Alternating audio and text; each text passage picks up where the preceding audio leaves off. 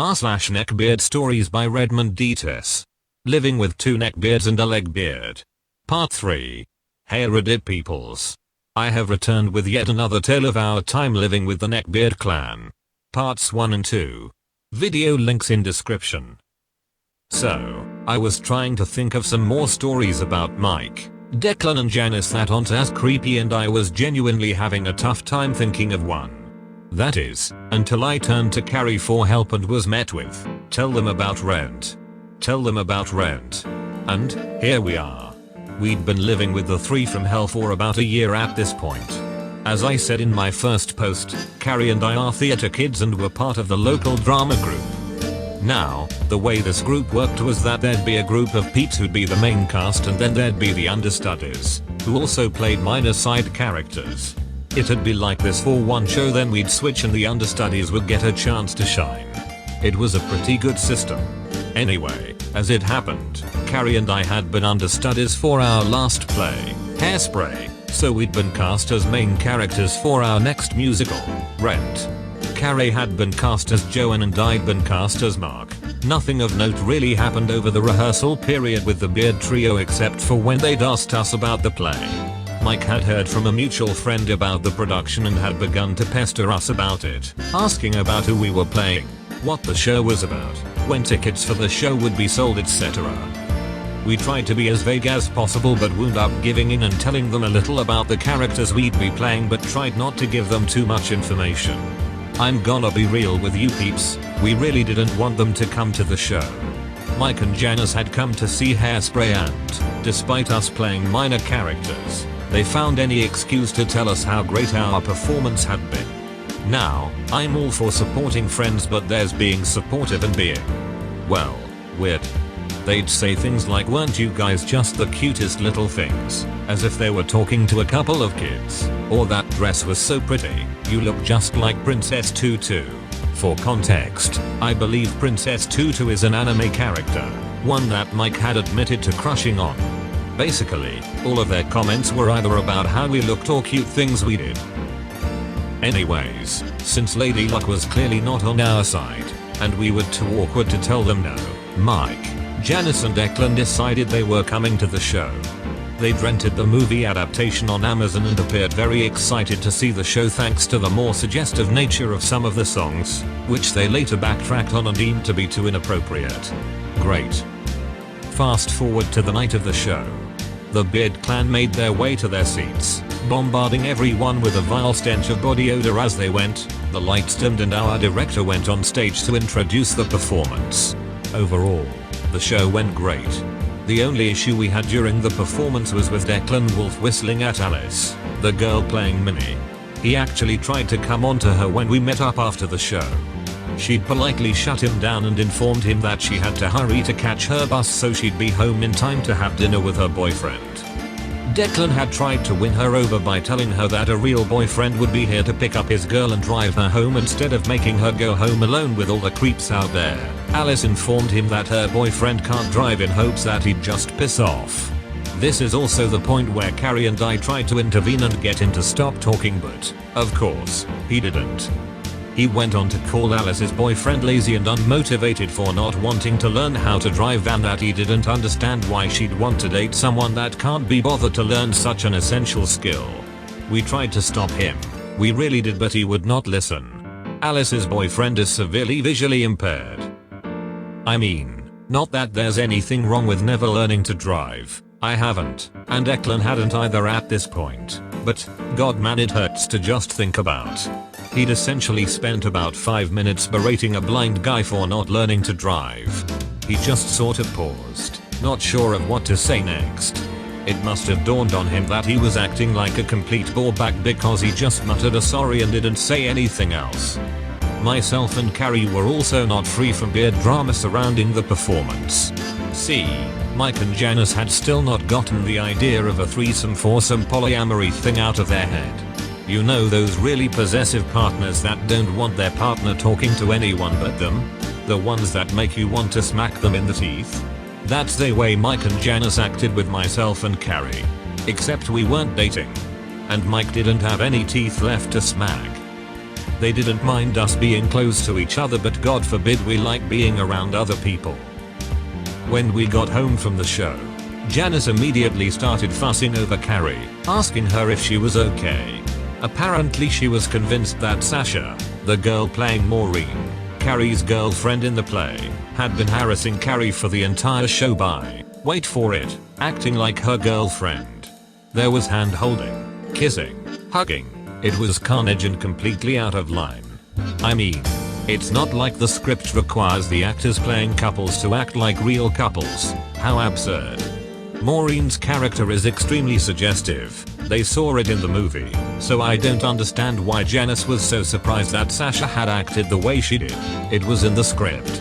I'd managed to sneak a glance at the group in the audience during Take Me or Leave Me, Carrie and Sasha's duet, and Janice had just sat there, face like fizz as she watched them perform. Janice appeared to get more pissed off when Carrie did that kind of stuff with girls though, even bringing up the fact that she wished Carrie would have played Angel, a trans drag queen character. Her gender identity seems to vary with different shows, so she wouldn't have been dancing around with that tramp. It also apparently made sense for Carrie to play a trans character with her being trans and all, cause God forbid she be able to play anyone else. I wasn't able to escape their jealousy either. See, there's a song in the show Love I Boheme, where I got my username, where the characters sing about a bunch of stuff, including sex, S&M, and masturbation, which is always fun. During the line to sodomy, it's between God and me. To S&M, myself and a friend, James, had decided it'd be funny for me to put a hand on top of his head and push him onto his knees. You folks will know what we were miming. And then pretending to slap him when we got to the S and line.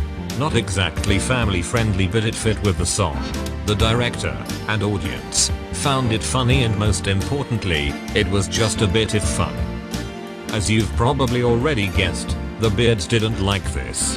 They believed that those sorts of things were far too inappropriate for me to be performing. Quick reminder, I was 20 at the time. Mike told me that he thought it was cute that I'd chosen to do something so quirky, but that I didn't want to give people the wrong idea.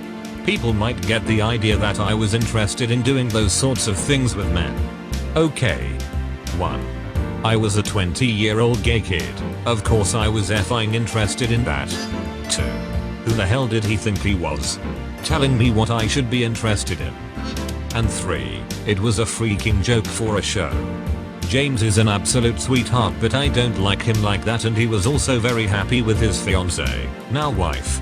The clan didn't come to any of our productions after this, as Mike and Janice didn't want to see us in such a sexual scenario. They said it as if it was something that was going to upset us. Nope, bye bitch, you three won't be missed. So that's the Rent story. Not really all that exciting, but living with beards never really is. It's more just awkward and creepy.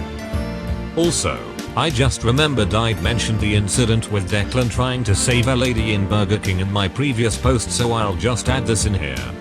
Basically, the 5 of us had decided to go out to do some shopping and grab a bit of lunch, or, well, Carrie and I had planned to, and the other 3 had invited themselves along. At Mike's insistence, we stopped at Burger King for food. Mike and Janice grabbed a seat, giving us their order, and grabbed a seat. I just realized they didn't give us money for that. There's 20 quid I won't be getting back. Declan had opted to come up to the counter to order with us, as he didn't trust us to get his order right. Because as we all know, remembering Burger King orders is just so difficult. Anyway, we paid for our order and were waiting for our food when we noticed Declan staring at a couple sitting near us. They were maybe in their mid-20s and were joking around with each other. The guy had stolen a chip from the girl and she jokingly slapped his arm, calling him an asshole in the loving way that couples do. Declan apparently didn't like this and decided he had to speak up. Something along the lines of how it was disgusting how some guys would gladly see their girlfriend starve and think it was funny. He stole a chip. Clearly his partner was fine with it. He didn't have to get involved. You know the situation with Alice? Yeah, this was basically that, but with someone we didn't know. So if they decided to kick the snot out of Declan for being a creep, there wasn't really much we could do. Not that we'd really want to anyway. We tried to distract him, but he wasn't having it. The couple had heard him talking as they'd looked around, but it hadn't registered that Declan was talking about them. Because, the guy had stolen a ship. He wasn't exactly starving his girlfriend. So Declan decided to take it one step further. He went over to them, tapped the girl on the shoulder and asked her if she'd like some of his chips because clearly the seagull beside you doesn't want you to eat. The guy stole a chip. One single chip. Declan, why are you like this? Needless to say, the girl shut him down pretty quickly with a simple F off. He tried again, telling her that he was just looking out for her. This was probably their first or second date, right? If he was going to act like this so early into the relationship, then God knows what he'd be like down the line. Declan was just trying to spare her the hassle. The guy then spoke up and told him that he and his wife were very happy and he needed to back the F off. Declan just didn't know when to shut up, so he made a comment that I think was supposed to be a bit of a threat about how he went to the gym a lot.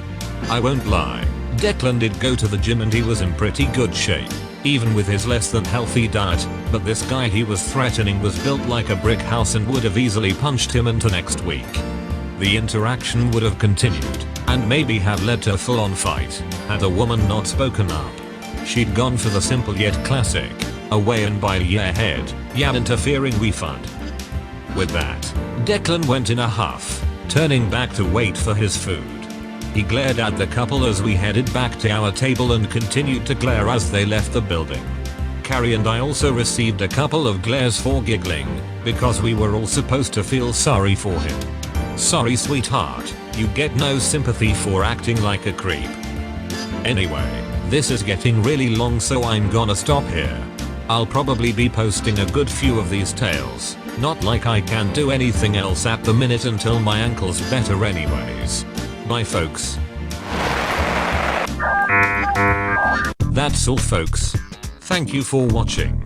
Have a nice evening.